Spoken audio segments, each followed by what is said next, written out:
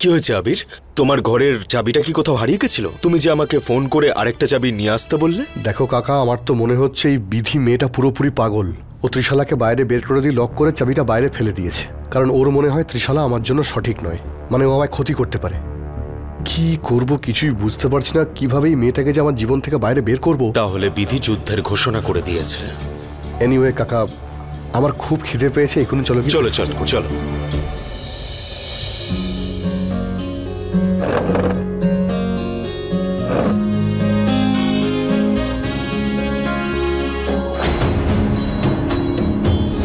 আরে বাহ, 2 রকমের জল খাবার। বাহ, এটা তো ডিমের আইটেম, হয়তো ত্রিশালাই বানিয়েছে। কত খেয়াল রাখেও আমার পছন্দের ডিমের ভুজিয়া বানিয়েছে। আর এই দেখো বাজরার রুটি, তাও পোড়া। এটা তো নিশ্চয়ই বিধিই বানিয়েছে মনে হয়। সকালবেলা কেউ বাজরা খায় নাকি? আমি তো ত্রিশালার হাতে বানানো ডিমের ভুজিয়াই খাবো। ত্রিশালা কি ভালো খাবার বানিয়েছো, ডিমের ভুজিয়াটা দারুণ হয়েছে আজকে, মানে যেমন আমি পছন্দ করে ঠিক তেমনই। Thank you. সত্যি সাহেব বাবু, আমার হাতের রান্না আপনার ভালো লেগেছে? আমি ডিম রান্না করতে একদম পারি না, কিন্তু শিখে নিয়েছি আমি। হোয়াট? আবির, আমি তোমার জন্য হেলদি রুটি বানিয়েছিলাম, আর তুমি এখানে স্ক্র্যাম্বলড এগস খাচ্ছ, তা ওর হাতে। আরে আমার মনে হয়েছিল এটা তুমি বানিয়েছো। আমি জানতাম না যে আমার জন্যে বাজরার রুটি তুমি বানিয়েছো, কারণ তুমি বাজরার স্মেলও পছন্দ করো না, তাই। হ্যাঁ, কিন্তু তুমি তো এই হেলদি রুটি খেতে পছন্দ করো, আর আমার কাছে সেটাই ইম্পর্ট্যান্ট। তুমি বলো আমি কত কষ্ট করে তোমার জন্য এই রুটিটা বানিয়েছিলাম, তাও এর বাজে গন্ধটা সহ্য করেই। ম্যাডাম, এই নিন আপনার খুচরো টাকা।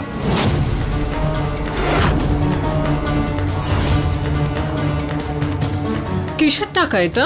সকালে উনি আমায় 2000 টাকা দিয়েছিলেন, আমার কাছে খুচরো ছিল না, সেই জন্য এটা দিতে আমি আবার ফিরে এলাম ওনাকে বাকি টাকাটা ফেরত দিতে। এই নিন ম্যাডাম। আর হ্যাঁ ম্যাডাম, বাজরার রুটিটা খেয়ে আমাদের রেস্টুরেন্টকে কিন্তু 5 রেটিং অবশ্যই দেবেন।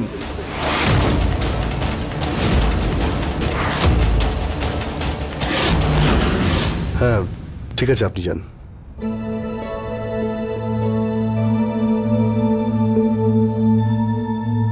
সত্যি ভীষণ পরিশ্রম করেছে এই রুটিগুলো বানানোর জন্য।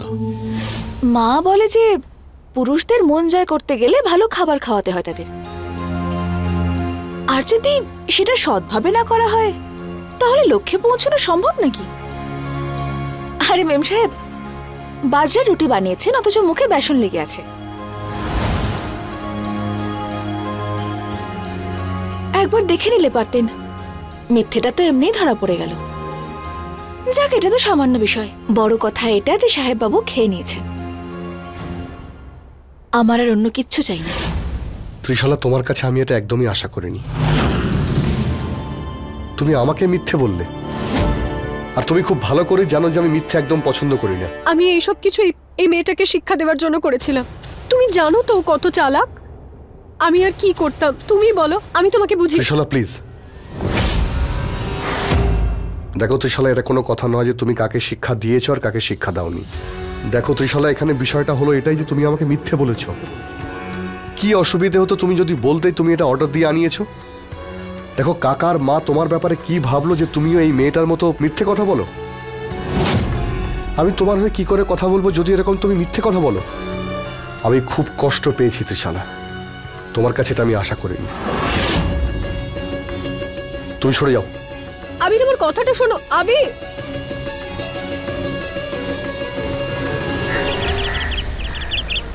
বিধি, হ্যাঁ বলুন। এরকম ভাবে কারোর সঙ্গে কথা বলে নাকি? এইভাবে তুমি ত্রিশলাকে কেন অপমান করলে, আর সেটাও আবিরের সামনে?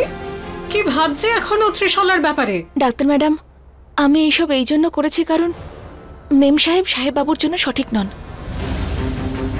আমি ভালো করে জানি যে আমি এই বাড়ির বউ নই, কোনো কিছু বলার কোনো অধিকার নেই আমার। কিন্তু বিষয়গুলোকে আমি আর কতদিন এড়িয়ে যাব? একবার নয়, বারবার। যতবার সাহেব বাবুর মেম সাহেবের প্রয়োজন ছিল উনি ওনার পাশে, উনি ওনার সঙ্গে কোনো বারেই ছিলেন না, আর আমি করতামই বাকি। ডাক্তার ম্যাডাম, আমি আপনাকে আর সাহেব বাবুকে আমার ভগবান মনে করি, সাহেব বাবু আমার মাকে ছাড়িয়ে এনেছেন, মাকে ভালোবেসেছেন, কত সম্মান দিয়েছেন। আর আপনিও তো আমাকে কথা দিয়েছেন না যে আমি চলে যাওয়ার পরে আপনি আমার মায়ের খেয়াল রাখবেন।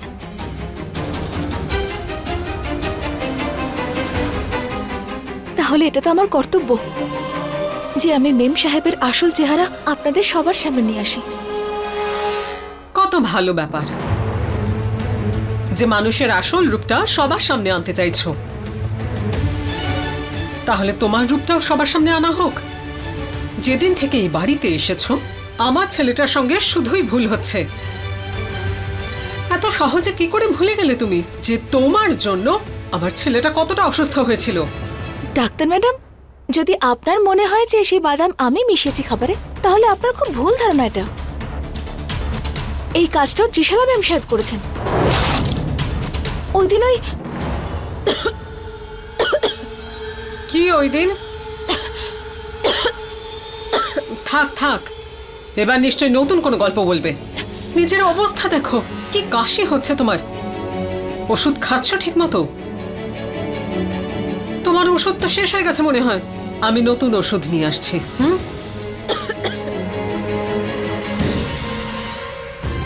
এই মেয়েটা ভীষণ চালাক, নিজেকে বাঁচানোর জন্য ত্রিশালাকে দোষী বানাচ্ছে।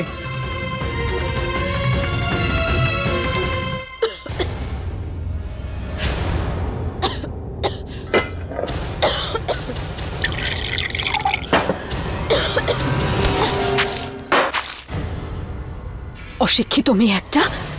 তুমি কি ভেবেছিলে আবিরের সামনে আমাকে অপমান করে তুমি জিতে যাবে? 5 মিনিট লাগেনি আমার, 5 মিনিট তোমার পুরো খেলাটা শেষ করার জন্য। এটা তুমি ঠিক করোনি বিধি, ঠিক করোনি। তুমি লড়াই করতে চাও, করো, কিন্তু একটা কথা ভালো করে শুনে নাও, এই লড়াইতে কিন্তু জয় শুধুমাত্র আমারই হবে। আজকে আমি তোমাকে কথা দিচ্ছি যে আবিরকে আমি নিজের করেই ছাড়ব। জানতে চাও কিভাবে? ওর সাথে রাত কাটিয়ে।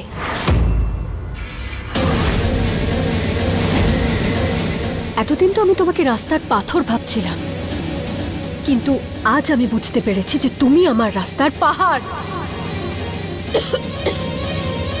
আমি ভেবেছিলাম যে আবিরের সাথে আমার প্রথম রাত বিয়ের পরে খুবই সুন্দর আর ভালোবাসায় ভরা হবে, কিন্তু না, আজকে তোমার জন্য আমি আর বিয়ের অপেক্ষা করব না।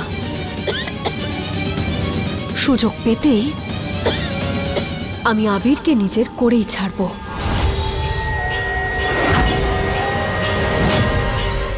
আর একবার যদি আমি আবিরের বাচ্চার মা হয়ে যাই না, তাহলে তোমার এই আদর্শবান সাহেব বাবু আমার সঙ্গ কখনোই ছাড়বেন না।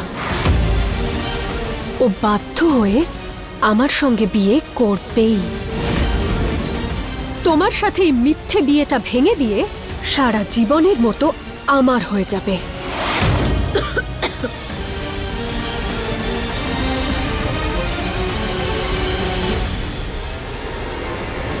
আমি যাচ্ছি আবিরের কাছে।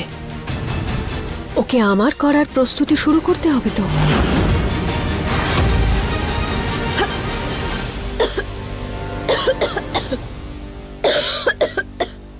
নমস্কার, ডাক্তারবাবু আপনার জন্য এটা পাঠিয়েছেন। এই নিন। তুমি যাও। ধন্যবাদ।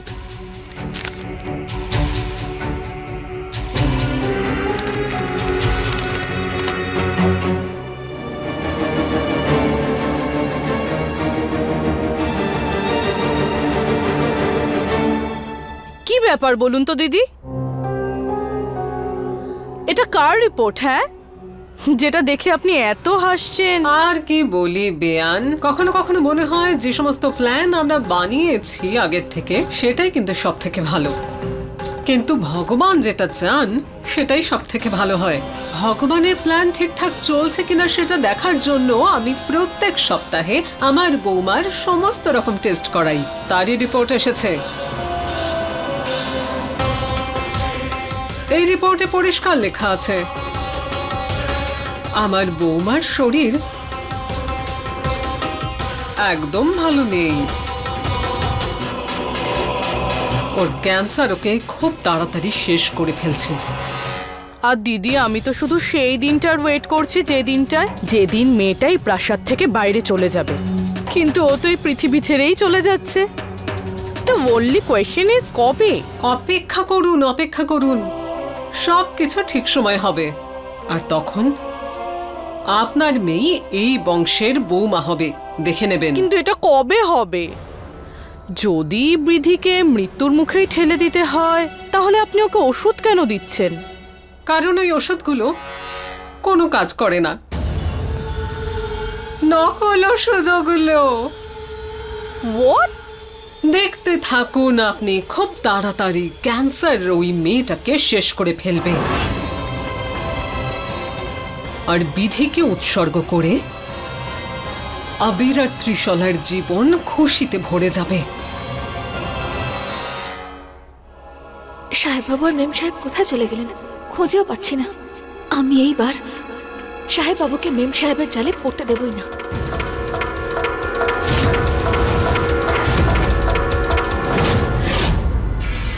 এখানে তো রক্ত এলো কি করে? হে মা জগদম্বা, রক্ত কার এটা? কে জানে কার আঘাত লেগেছে, এত রক্ত বেরিয়েছে।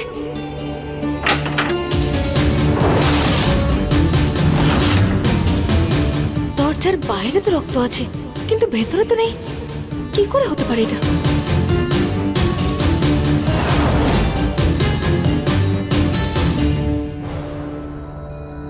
ভৈরব কাকা।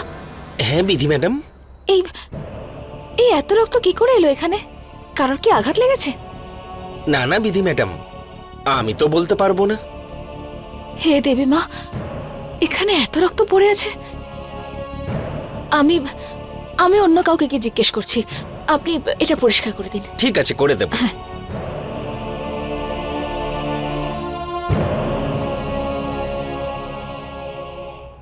এই নাও, এইটা তোমার মুখ বন্ধ রাখার টাকা, ঠিক আছে?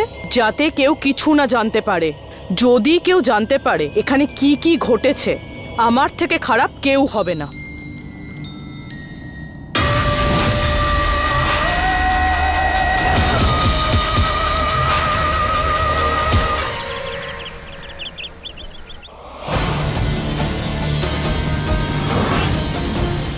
এই বিধি আবিরের সাথে কি কথা বলছে? আমার বিরুদ্ধে আবার নতুন কোনো ষড়যন্ত্র করছে না তো? আবির,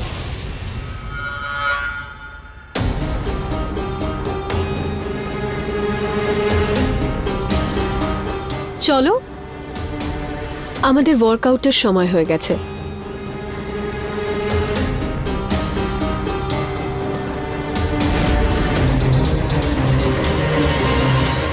মেম সাহেব তো সাহেব বাবুর উপর জোকের মতো চিপকে আছেন।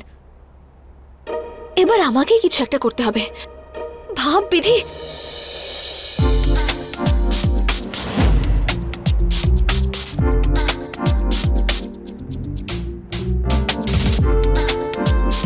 আবির, একটু দেখো না, এটা ঠিক আছে তো? এক মিনিট, আমি গিয়ে দেখাচ্ছি। এইভাবে এইভাবে তুমি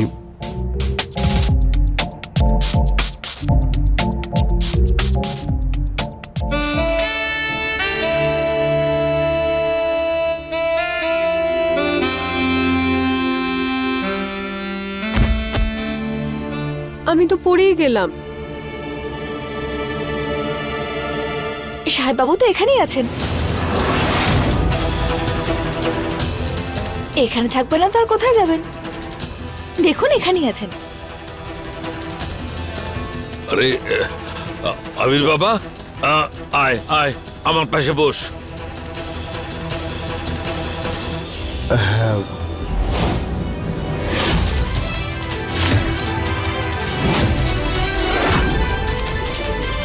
তোর শরীর কেমন আছে? হ্যাঁ দাদু, এখন ঠিক আছে। এখন আমি ঠাকুরদা মশাই, সাহেব বাবুর শরীর একদম ঠিক নেই। ওনার শরীর কত ভেঙে পড়েছে, গালটা একদম তুবড়ে গেছে। ঠাকুরদা মশাই, সাহেব বাবুর শরীর কি করে ঠিক হবে? আবির বাবা, তুই হচ্ছিস একজন যোদ্ধা। ভোরবেলা উঠে শরীর চর্চা কর, সকালে উঠে ব্যায়াম করো, দৌড়াও, চাইলে স্ত্রীকে নিয়েও যেতে পারো। ভোরের নির্মল হাওয়ার ব্যাপারটাই আলাদা। আর হ্যাঁ, এই বাইরের খাওয়া দাওয়া সব বন্ধ কর, বাড়ির শুদ্ধ খাবার খা, দেশি ঘি দিয়ে তৈরি করা, তারপর দেখিস কেমন শক্তিশালী হয়ে উঠবি। বিধি বৌমা, আজ থেকে ওর বাইরের খাবার বন্ধ, বাড়ির খাবার খাও, শুদ্ধ ঘি দিয়ে তৈরি। হ্যাঁ। তারপর দেখো কেমন শক্তিশালী হয়ে ওঠে ও।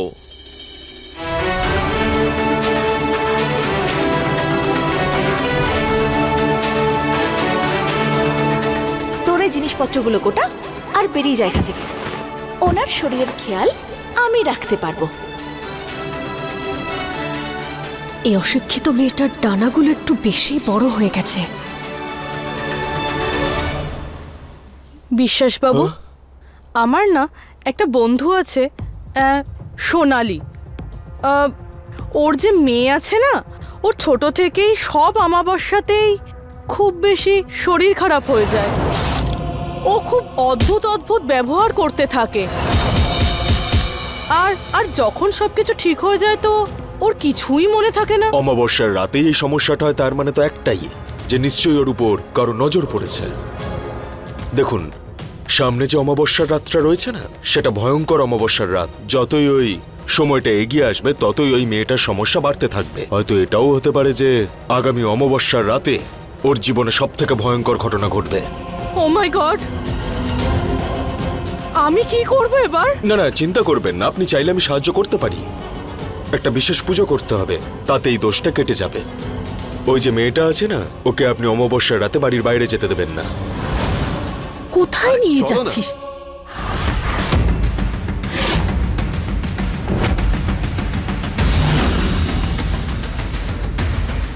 ভালোই হয়েছে, ছাদ থেকে আমি ওদের কথা বলতে দেখে ফেলেছিলাম। ব্যাটে বলে লেগে 6টা হয়েই গেল।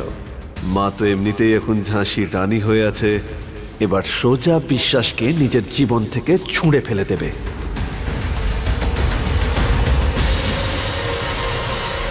মা, আমি তোমায় একটা কথা বলবো?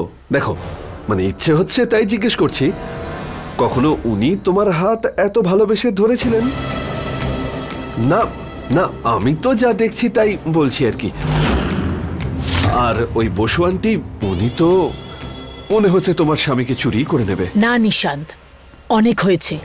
আমার ভালো মানুষীকে এই বাড়িতে আমার দুর্বলতা ভেবেছে, কিন্তু আমি আর এটা হতে দেব না।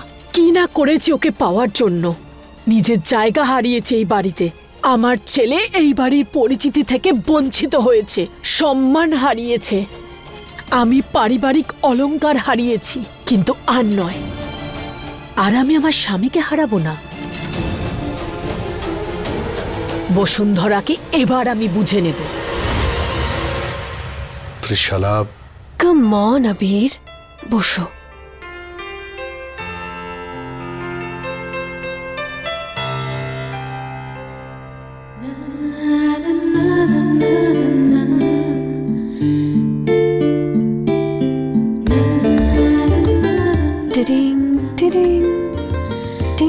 ত্রিশালা, এসো না, ডান্স করো আমার সাথে। দেখো, আমি ডান্স করতে চাইছি না। আরে, তুমি come on, দেখলে আবির। একটা প্রবলেম হয়ে যাবে, বোঝার চেষ্টা করো। হ্যাঁ, তো কি হয়েছে? আমি আমার প্রেমিকের সাথে ডান্সও করতে পারবো না? চলো, হাতটা আমার কোমরে রাখো আবির।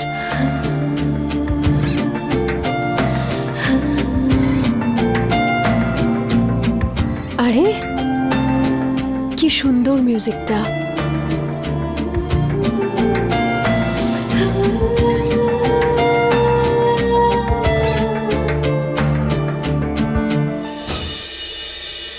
কি হলো কি? শোনায় না? চলো আমার সঙ্গে, তোমার সঙ্গে কিছু কথা আছে। বলো না, কি ব্যাপার? কিছু কথা অপরিচিতদের সামনে বলা যায় না। Excuse me Bashundhara. হ্যাঁ,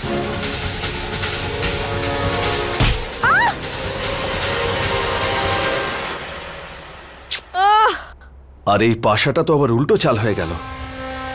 মানে আমি চেষ্টা করছিলাম যে এই বিশ্বাসকে আমার মায়ের জীবন থেকে ছুঁড়ে ফেলে দেব, কিন্তু আমার মা তো দেখছি বিশ্বাসকে ইন আর বসু আন্টিকে আউট করে দিল।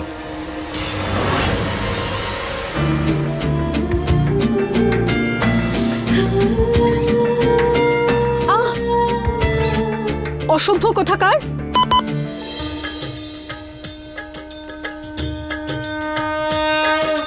जय अम्बे गौरी मैया जय श्यामा गौरी।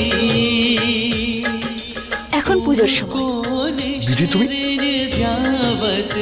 तुमको निश दिन ध्यावत। আমার স্বামীকে সর্বদা রক্ষা করো তুমি, ওনার যেন কোনো বিপদ না হয় মা জগদম্বা। মেম সাহেব। No thanks. আরে বিধি তুমি কি সাহেব এসব- বাবু, আমার উপর প্রলয় হয়ে পরে আছড়ে পড়বেন বরং। আপনার ফোন বাজছে অনেকক্ষণ থেকে।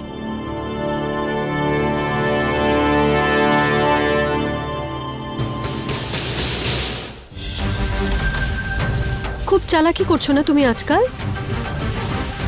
যখন যখন আমি আবিরের সাথে একা থাকি তখনই তুমি আমাদের মাঝখানে চলে আসো।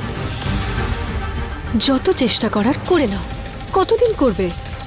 কারণ যত তোমার সময় কাছে আসবে আমার সময় তত তাড়াতাড়ি শুরু হবে। টিকটক টিকটক, বুঝলে?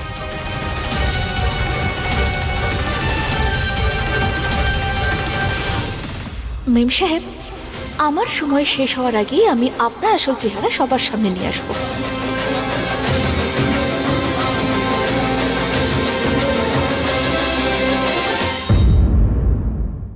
अपने पसंदीदा शो के फुल एपिसोड देखने के लिए अभी डाउनलोड करें दंगल प्ले ऐप।